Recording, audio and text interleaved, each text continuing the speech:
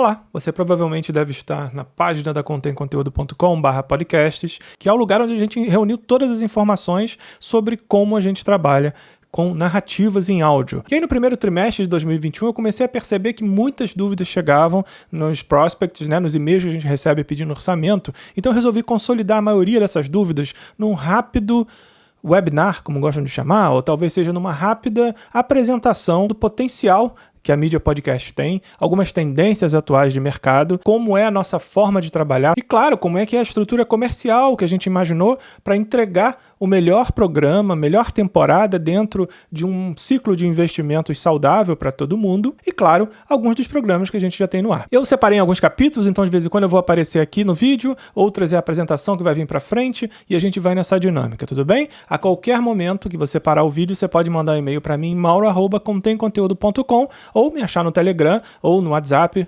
Todos os créditos estão rodando aí. Eu queria começar esse vídeo contando um pouco para vocês de 5 compromissos que a gente tem com esse tipo de produção. A gente acredita muito no poder das histórias contadas a partir do áudio.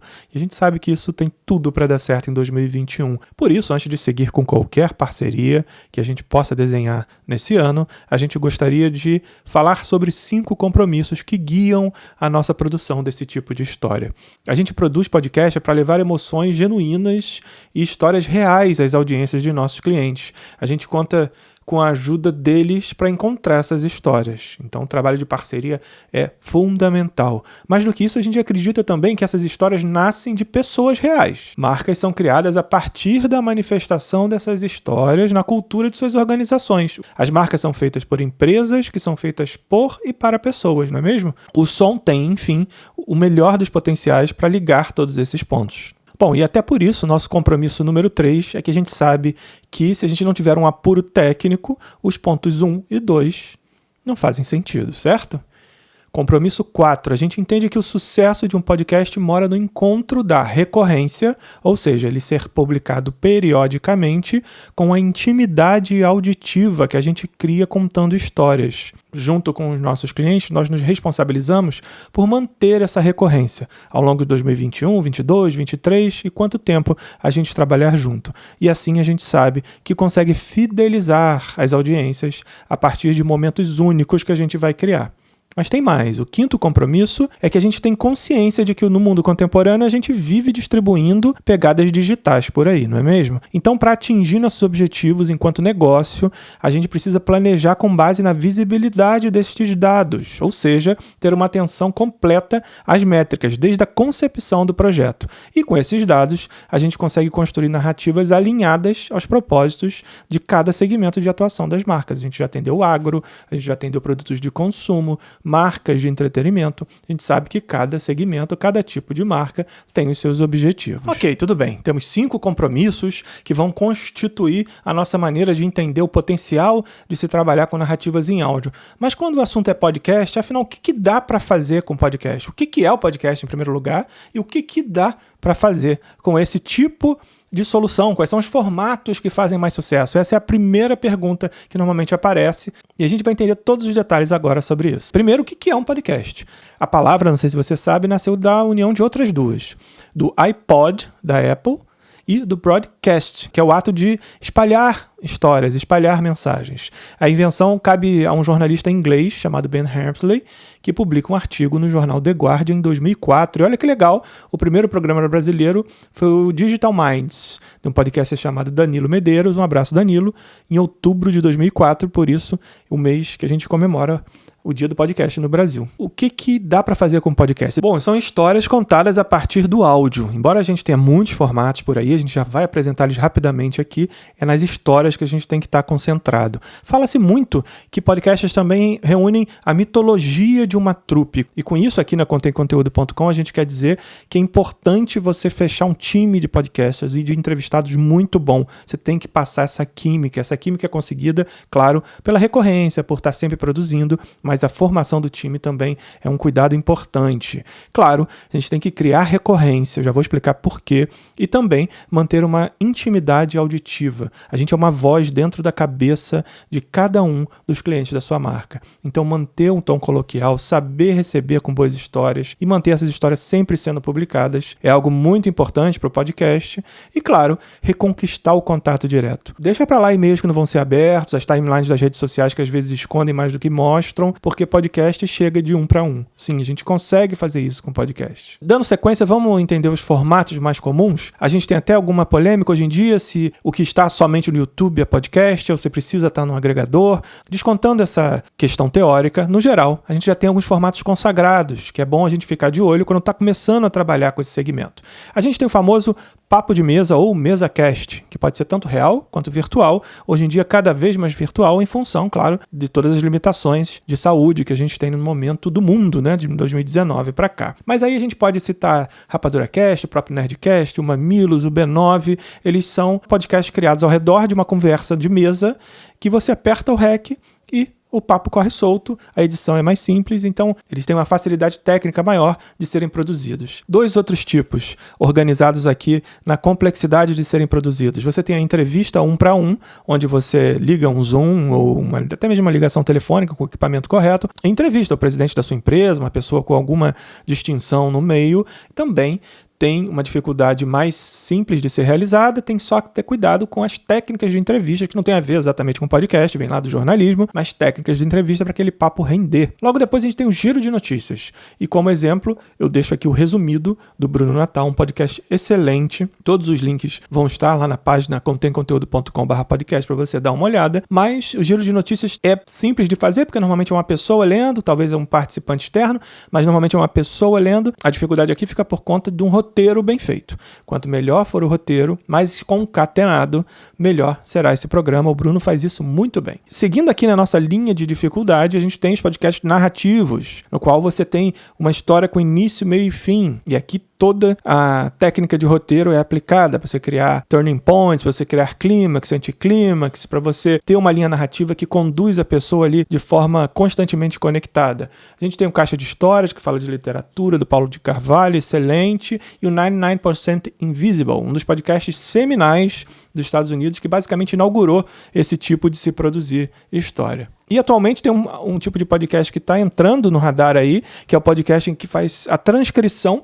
de programas de rádio ou TV. A complexidade para uma grande emissora é quase nenhuma, tem só ali que recortar algumas cenas que fazem uso do vídeo para a coisa funcionar no áudio, mas é um formato que tem acontecido muito, e para marcas eu vejo acontecendo um tipo de linguagem semelhante para palestras do CEO da sua empresa, por exemplo, ou eventos de mercado de vocês, em que o conteúdo pode ser capturado e transformado com algum tratamento num podcast interessante. E liderando aí a complexidade de ser produzido, a gente tem os podcasts criados ao redor de storytelling. Para você fazer um paralelo aí, imagina um documentário excelente que você veja na Netflix. Faça o seguinte exercício, tire a imagem dele.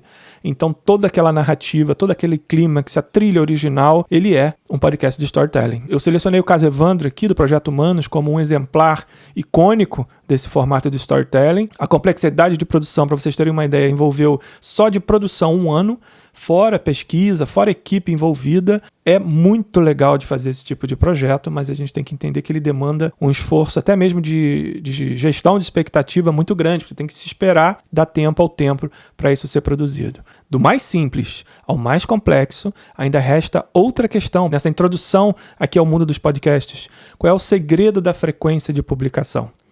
Na verdade, o segredo é manter a frequência e escolher aquela que melhor se combina com a sua capacidade de investimento no momento, a maturidade online da sua marca e características desse tipo. A gente tem a frequência quinzenal, que é uma produção segura, mas tem a tração mais lenta. Tração, ou seja, a possibilidade de crescimento é mais lenta, mesmo que você coloque mídia, demora um pouquinho mais a fidelizar os clientes, mas por outro lado, é uma produção segura, porque faz com que a gente gere frente, que é o conceito de você ter programas prontos para lançar com alguma agilidade. Com 3 sessões de gravação durante uma semana, você garante mais de 1 mês de programa. É um formato que os clientes têm contratado muito com a gente, embora eu indique esse segundo, o semanal. Ele é padrão de mercado, né? Grandes podcasts aí da década passada lançaram, ou trouxeram, ou praticaram melhor esse padrão, e ele fideliza mais rápido. A chance de você alcançar o potencial da sua base de ouvintes é ampliado em função disso. E tem o grande desafio que é o podcast diário. Hoje eu vejo soluções acontecendo dentro de grandes grupos de comunicação, grupos já estabelecidos, né? Que tem equipe alocada, que tem facilidade física de produzir um estúdio rapidinho, enfim, é um desafio. A gente não corre desse desafio, gostaria muito de emplacar em 2021 um podcast diário para alguns dos nossos clientes, mas tem toda uma complexidade de produção. E claro, tem os projetos especiais. A gente já assinou alguns que tem início, meio e fim.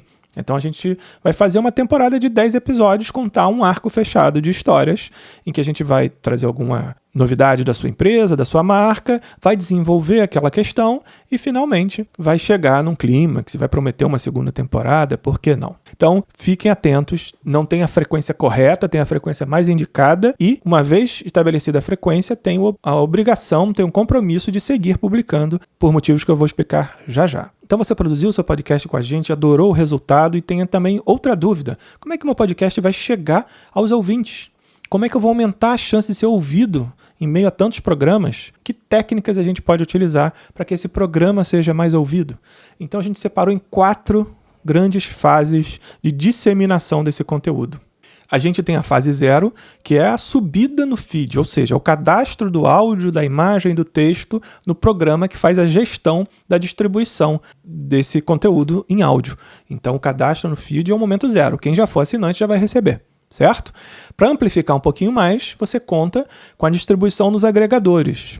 Hoje a gente, na contemconteúdo.com, faz a gestão de todo o feed dos nossos clientes. A gente não só produz o áudio, mas cuida de disseminar esse feed, essa assinatura, esse programa para os agregadores de mercado que tenham mais visibilidade. Hoje no Brasil, o Spotify lidera, seguido pela Apple, e você também tem Google Podcast, Pocket Cast, mas você tem uma lista muito grande de agregadores e nos programas que nós utilizamos você tem visibilidade, pode escolher, a gente faz essa gestão para os nossos clientes. Esse seria o segundo nível de distribuição. Um terceiro nível de distribuição, obviamente, você vai cadastrar ou de distribuir a partir dos seus canais proprietários. Então, website, uma newsletter bem feita, com todos os cuidados que você precisa ter para ter uma base saudável e opt-in, ou seja, que aceitou receber os seus e-mails, e aplicativo de conexão direta, representado aqui pela gaivotinha do Telegram, que tem surtido efeitos muito positivos para a gestão de comunidades e que a gente aqui indica, mas enfim, canais proprietários. Um quarto nível, obviamente, são as redes sociais. Então, na fase 3 de disseminação, você vai cadastrar no Facebook, no Instagram, no Twitter. Se você tiver versão para YouTube, ok, coloque no YouTube. LinkedIn, se for um podcast mais voltado para o seu ramo de negócios.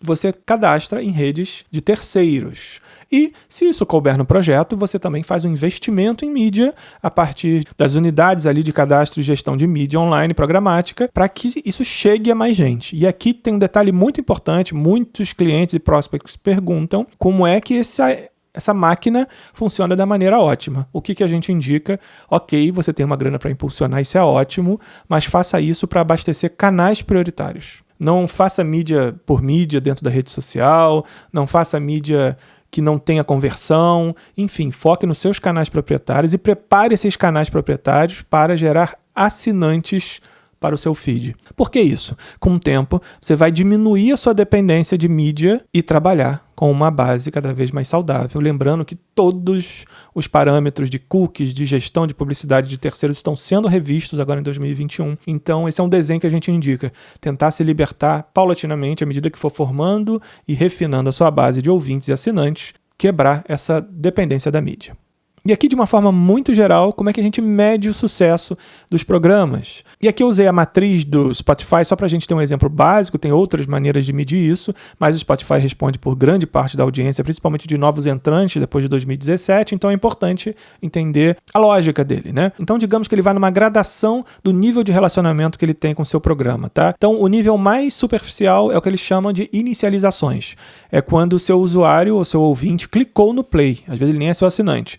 E se o celular dele tiver uma pane, isso já conta. Ele precisa nem ter consumido o seu conteúdo. Clicou no play. Depois, a gente vai para a categoria de streaming, Quem ouviu mais de 1 minuto é considerado que fez um streaming do seu conteúdo. Quem consumiu 25%, cerca de 25% do seu conteúdo, do tamanho do seu conteúdo, é considerado um ouvinte.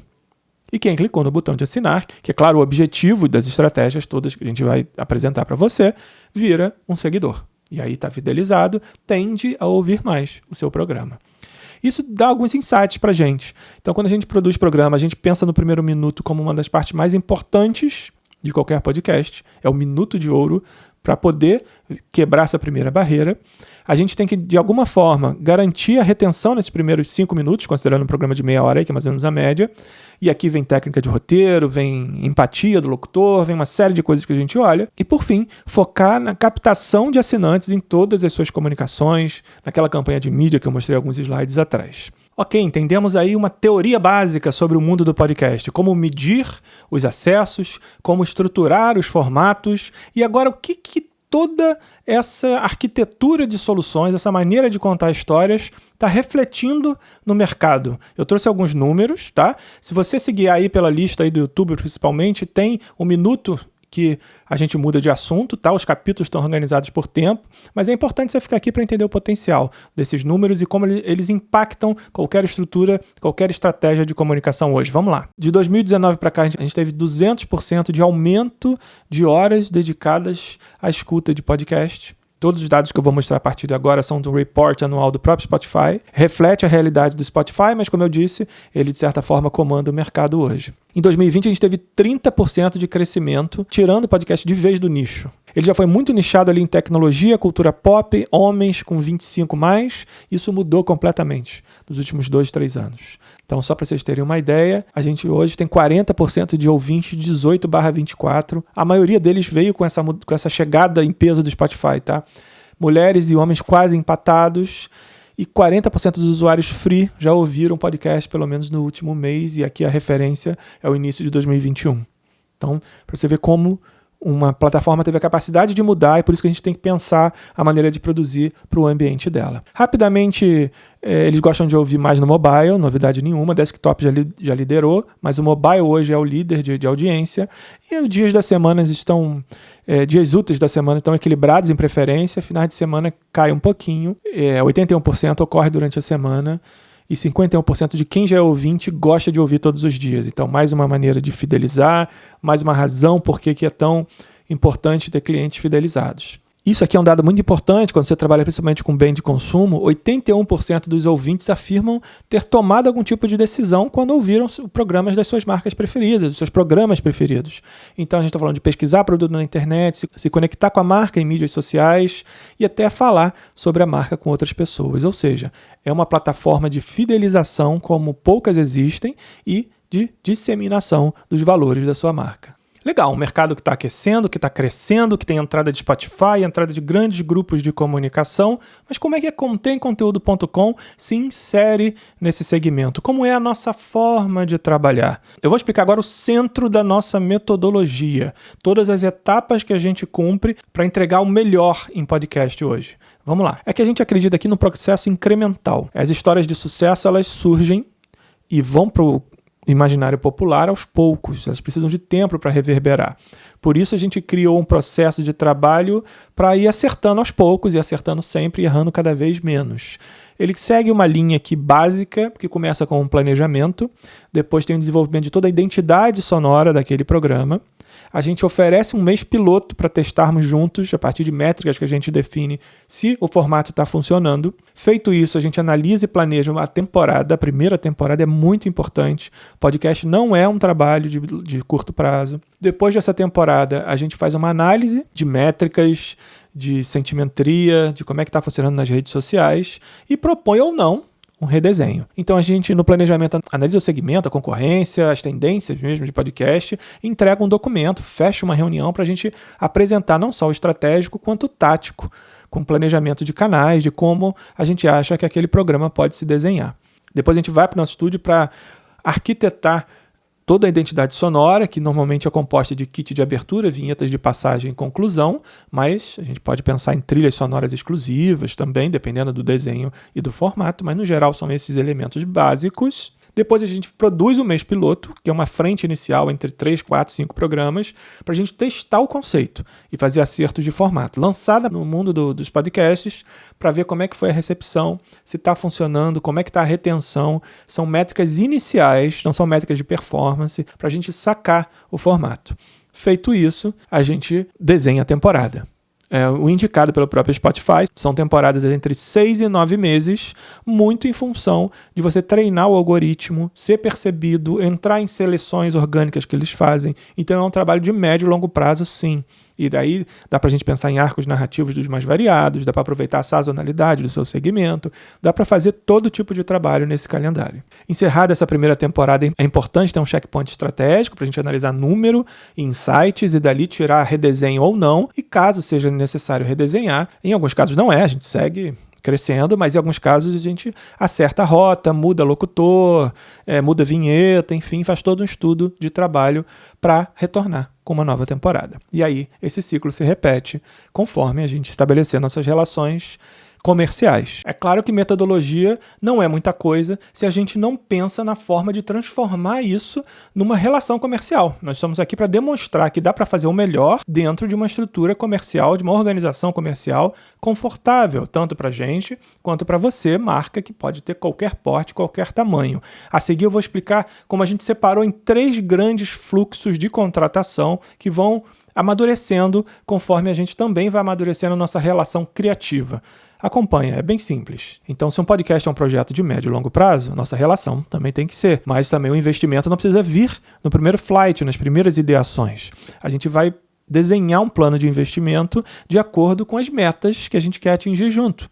Então, pegando de novo aquela nossa linha, que vai do planejamento até a reanálise de temporada, a gente criou 3 grandes momentos. A gente tem um momento de ativação, que sem esse, você deve concordar, a gente não tira o projeto do chão nem para testar. O processo de ativação envolve o planejamento do programa, o sound design, que é aquele kit de trilhas e aberturas e tal, e a temporada, teste de até 4, 5 programas de 30 minutos é o suficiente para a gente testar, ver se funcionou. Essa primeira fase gera um checkpoint de análise de metas. A gente vai estabelecer metas, quando começar, mas elas podem variar. Se tiver mídia ou não, a expectativa que a gente tem que ter com os retornos, principalmente de números, são muito diferentes.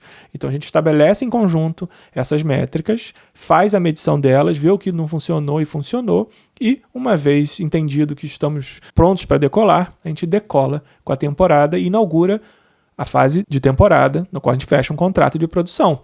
Então a gente estabelece, de acordo com o ritmo de publicação que a gente quer fazer, um período de 9 meses, e aí podem ser 36 programas, 28 programas, dependendo do formato que a gente escolher. A gente tem acompanhamentos semanais de estatísticas e tudo mais a cada novo lançamento e, ao final, a gente tem um consolidado de lições aprendidas. Saber se a gente está no caminho certo, se precisa alterar alguma determinação e faz o redesenho de temporada. E aí gera mais um documento de apresentação para a gente ter insights juntos e tal e fazer o redesenho se for necessário.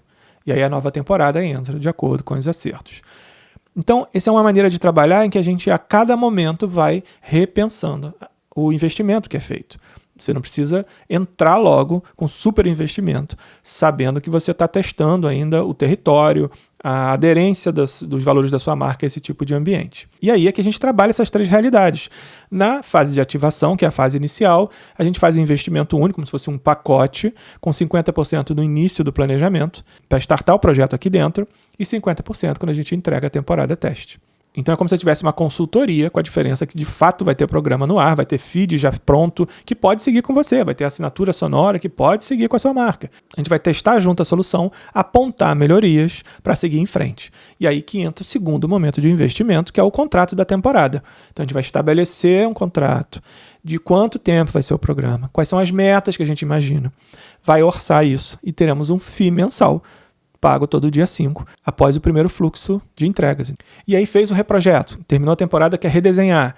A gente novamente entra no modo consultoria, 50% do início do planejamento, 50% na entrega do redesenho, porque tem todo um trabalho de repensar, e aí a gente volta para o contrato de temporada. Então, dessa forma, a gente pode ir investindo aos poucos, conforme for criando intimidade e recorrência com a produção de podcasts. Claro que eu não poderia encerrar esse primeiro papo com vocês sem mostrar alguns dos podcasts que a gente já trouxe para o mercado. Para isso, eu selecionei os programas mais recentes, entre o meio de 2020 e o início de 2021, que nasceram a partir de toda essa metodologia que eu expliquei para vocês há uns minutos atrás. Então é legal ver como toda essa teoria vira prática. Então tem todo tipo de formato, tem entrevista, tem storytelling, tem giro de notícias, tem tudo que a gente viu de formato se materializando em boas narrativas em áudio para marcas que vão desde escritórios de design de renome, até o Zoológico do Rio de Janeiro, passando por grandes grupos de comunicação. Eu vou explicar cada um dos cases e tem trechinhos de áudio pra gente ouvir junto. Vamos lá. O Bioparque do Rio é um projeto do coração nosso, que ainda está em atividade, a gente está finalizando a segunda temporada, e basicamente ele faz parte da estratégia de lançamento do Bioparque do Rio, que é o novo Zoológico do Rio, que tem um conceito totalmente diferente, como conteúdo perene. Então a gente tem o cuidado de ser histórias com início, meio e fim a cada episódio, que possam ser consumidas e divulgadas e otimizadas e impulsionadas à medida que aquele tema precise ser trabalhado na comunicação do cliente. Todos estão linkados lá no nosso site, contemconteúdo.com/podcasts, mas fica aí um look and feel e vou soltar um trechinho do áudio bem rápido. Hoje, no podcast do Bioparque do Rio, vamos conhecer a curiosa história de um casal bem diferentão, o Tim e a Bocão. Eles são hipopótamos, são charmosos, são rápidos, mas têm pele fininha. São cheios de personalidade, mas aceitam de boa novas ideias. Eles viviam separados e... Peraí, não vamos adiantar a história, né? Convidamos alguns dos profissionais que todos os dias estão com o Tim e a Bocão para nos ajudar a entender um pouco o que é ser um hipopótamo no novo Bioparque do Rio de Janeiro. E são considerados animais semiaquáticos. Essa é a Laura, uma das biólogas do Bioparque do Rio. Antes de vir para o Bioparque, eu trabalhava no Zoológico de São Paulo, na fazenda do Zoológico de São Paulo. Trabalho desde 2011 em zoológico, então eu fui convidada para participar desse projeto, né? Hoje vamos conhecer várias jornadas que criaram a história única de Gabi, a nossa onça pintada. Até bem pouco tempo atrás, o Brasil era um país formado essencialmente por muitas áreas rurais, em propriedades de todas as dimensões, sobretudo naquelas localizadas em região de Mata Atlântica. Era comum correr os comentários sobre uma onça aqui, uma onça ali, para ter cuidado com a onça. Eram, no geral, comentários sobre o risco que ela representava para a segurança dos moradores e para as criações ao redor. Os pais delas vieram do Pantanal Mato Grossense, na época, por causa da construção de hidrelétricas, teve alagamento na área, né? E os pais delas foram resgatados e trazidos para o Zoo do Rio. Se esse é seu primeiro play com a gente, preste atenção rapidinho. Eu serei o seu apresentador nessa temporada, mais uma vez, e vou receber aqui convidados muito especiais. Desde gente que ajudou a construir essa ideia linda e tirá-la do papel, até quem acreditou desde o momento zero nessa nova forma de viver experiências diferenciadas com a vida animal, nossos sócios. Tudo sobre como o paisagismo e escolhas estruturais influenciam no bem-estar animal é Angelita Capobianco, bióloga do parque. Aí a gente vai mais ajustando como que ela pode se tornar funcional, como que de fato ela pode ser uma boa casa. História boa é aquela que deixa uma mensagem no final, não é mesmo? E quem entende de mensagem no podcast de hoje é o Marcelo Carvalho, o responsável por toda a equipe de educação do Bioparque. Para que todos os visitantes conheçam aqueles animais, ele veja aqueles animais desempenhando seus comportamentos que, infelizmente, em algumas situações não aconteciam. Tudo isso para construir com o público, nossos sócios e visitantes, uma história renovada para a cidade do Rio de Janeiro, como vai nos lembrar a Cláudia Schultz, nossa sócia. E então a gente gosta muito desses trabalhos, né, da cidade, do Rio e tudo mais, e especialmente com os animais. Eu acho que isso é uma coisa maravilhosa e a gente realmente precisava de mudanças, né? Pronto para conhecer a imersão tropical, o show das aves e pequenos mamíferos que estão por lá? E a Vila dos Répteis, com surpresas a cada cantinho? É hora de embarcar em nossa história de hoje. Ouça Outra Coisa, um projeto recente que a gente botou no ar agora, no início de 2021, que conta os bastidores de um dos maiores escritórios de design de produtos digitais do Brasil, do mundo também, que já entregou projetos para Rock in Rio, para Google, para Coca-Cola, projetos de ponta, envolvendo voz, envolvendo inteligência de máquina, bots, enfim. Tudo que for inovação, o pessoal da Outra Coisa está trabalhando. E esse projeto é uma espécie de hub em áudio de conteúdo. Tem os podcasts, tem os artigos complementares, em que a gente foi nos bastidores da produção, desse tipo de entrega, para entender como ela é feita, qual é a metodologia, dicas para quem quiser trabalhar com esse tipo de segmento. Então é um projeto que está em curso agora, deve ir até o final do primeiro semestre, e vai ter aí surpresas bem legais. Novamente, vamos ouvir um trechinho. Pois é. Desatenção. Ela domina o mundo de hoje, mas a gente vai mostrar como resolver, não se preocupe. Em mais ou menos 15 histórias, essa primeira temporada do podcast vai trazer os bastidores do trabalho da equipe da Outra Coisa. Um trabalho que mudou a forma do público dos seus clientes se relacionarem com esse mundo onde tecnologia precisa reconquistar desesperadamente a conexão com os humanos.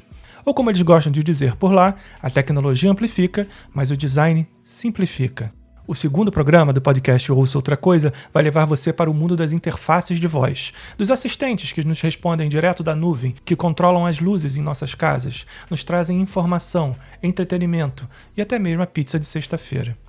Tem muita ciência por trás disso, tem um tanto de negócio por trás disso e, claro, tem gente trabalhando muito por trás disso.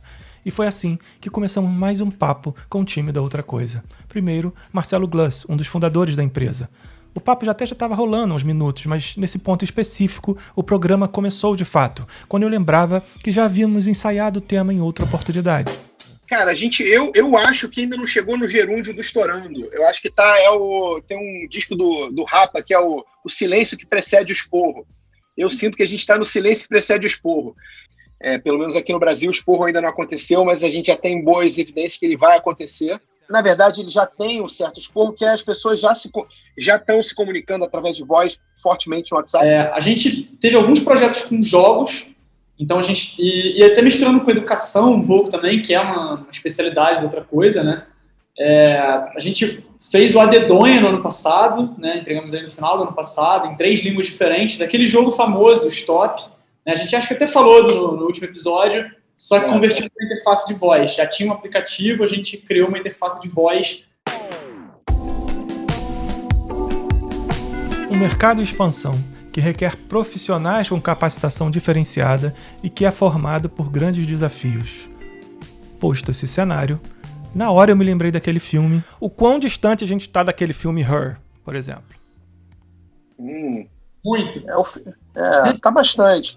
Principalmente Vou refazer então. Qual é a próxima grande coisa no mundo da voz? O que mais, do ponto de vista tecnológico, a gente pode até estar mais perto do que eu imagino que a gente esteja hoje na vida real. Só que o mercado, ele está muito longe. Hey, Mauro Amaral falando. Vamos ouvir outra coisa?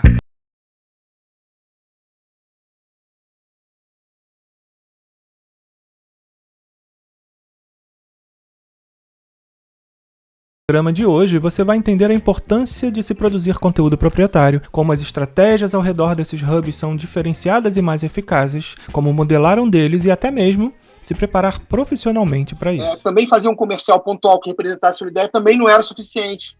Então as marcas começaram a aumentar a frequência e a aumentar a sua frequência de conteúdo e a produzir uma quantidade muito grande. E a superfície de contato entre a marca e o público aumentou.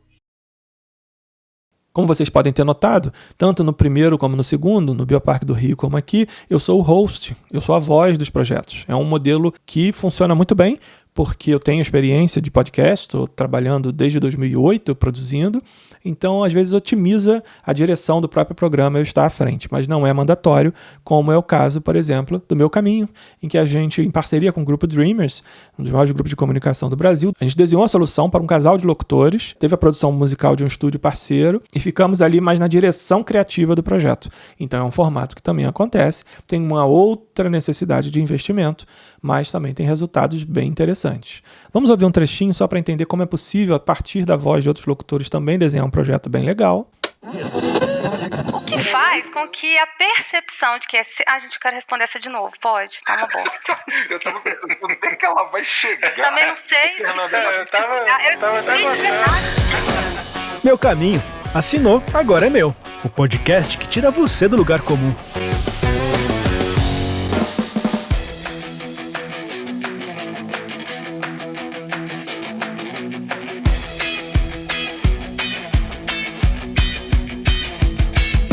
Olá, meus queridos de todo o Brasil. Está começando o nosso primeiro episódio do Meu Caminho, o podcast que tira você do lugar comum. Eu sou Fernanda Lima e nessa nossa primeira temporada do podcast, a gente vai se conectar com histórias de gente que se reinventou, que mudou a forma de circular por sua cidade e, claro, também de planejar o que vamos falar hoje aqui no nosso podcast. Olá, Fernanda, eu estou muito bem. Na verdade, eu acho que eu não poderia estar melhor em companhia tão especial quanto a tua e do Ronaldo Lemos. É um prazer imenso estar aqui com vocês. E hoje a gente vai falar sobre uma porção de coisas interessantes, porque afinal de contas, o Ronaldo, ele traz uma visão super especial sobre tecnologia, mas não somente pela tecnologia em si, mas pela forma como ela vem moldando, ou como a sociedade vem moldando, na verdade, a tecnologia, para que a gente adentre nesse novo período que a gente está vivendo, uma vez que tudo tem mudado com uma velocidade incrível. Mas, sem querer me antecipar e queimar a pauta aqui, eu, na verdade, queria pedir para o Ronaldo se apresentar um pouquinho, porque pode ser que tenha alguém nos ouvindo que ainda não conhece, por uma obra do acaso, o Ronaldo. Ronaldo, tá contigo. Olha, Antônio, brigadíssimo, Fernanda, que satisfação estar aqui com vocês. Bom, vou começar pelo mais importante. Eu sou mineiro de Araguari, Minas Gerais, uma das 3 cidades com B do Triângulo Mineiro, né? Beraba, Berlândia, a beleza de Araguari, excelente cidade, lindíssima. Um beijo, inclusive, para o pessoal de lá. Mas muita gente me conhece porque eu sou advogado, sou especialista em tecnologia, participei de muito debate legislativo no Brasil, fiz a construção do Marco Civil da Internet, do Plano Nacional de Internet das Coisas. No episódio de hoje a gente vai conversar com Daniela Ribeiro, da Roupateca, um projeto que repensa o consumo de roupas e acessórios e que também acredita que vestir também é um ato político. Mas ela não está sozinha não, viu, gente? Aliás, ninguém aqui nesse mundo está. Quem é o nosso outro convidado? Tati, seja muito bem-vinda de volta. Tudo bem com você?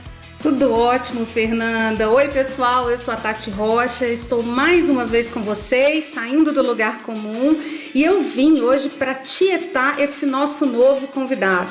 Eu não sei nem se eu tenho roupa para anunciar. É o Michel Alcoforado, antropólogo, pesquisador e fundador da Consumoteca, uma consultoria que traduz cultura em inovação e que transforma a maneira como as marcas lidam com as mudanças na sociedade. Somos fãs do seu podcast, Michel, o Caoscast. Oi, pessoal, obrigado demais pelo convite, estou feliz de estar aqui. E eu sou Michel, antropólogo, ninguém sabe muito bem o que isso faz, do que vive, como é que se reproduz. Vou contar ao longo desse episódio. Sou comentarista da CBN, do UOL e podcaster também. Sou irmão de vocês aí nessa intifada que é encher o ouvido das pessoas com coisa boa. E para fechar, o De Casa Pod, que também é para o grupo Dreamers, e registrou como foi a mudança de todo um grupo de comunicação em plena pandemia. Então a gente registrou o desafio das lideranças para mover 700 pessoas para os seus home office. Como é que a transformação digital, como é que as soluções tecnológicas e de processos de negócios influenciaram o fazer criativo dessas equipes. Tivemos alguns programas iniciais, estamos desenvolvendo já a sequência da primeira temporada, e é bem interessante no ramo de negócio como a gente dá para extrair um pouco de storytelling. Então vou tocar um trecho aqui, porque para falar de criatividade e de processos criativos, a gente fez uma pequena ambientação sonora. Reparem só. Quando você se propõe a contar uma história em áudio, às vezes você tem que buscar a frase perfeita. Em outras vezes, tudo o que você precisa é um som específico que te ajude a montar o teatro da mente da sua audiência.